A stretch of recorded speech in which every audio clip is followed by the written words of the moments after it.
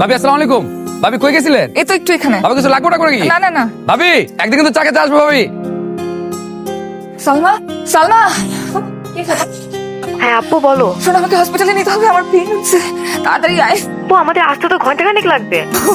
নিচে গিয়ে একটা গাড়ি ডাকা, আমাকে হসপিটালে নিয়ে যা। কিরকম আইসত? এই পরে কথা বল। আর বেটা তুই সারাদিন খালি ব্যবসা বাণিজ্য আর টাকা পয়সা কামালে হইব বেটা, ঘরের বউ বাচ্চার খবর রাখতে হইব না? কইলাম তো একটু ঝামেলার মধ্যে আছে, তোর লগে পরে কথা কইতেছি। তুই বেটা এগুলা করতে করতে বিয়ে খাওয়াটা মিস করাইছস। এখন চাষ হয়েছে বন্ধু, তুমি না খাওয়া যাইতে পারবো না।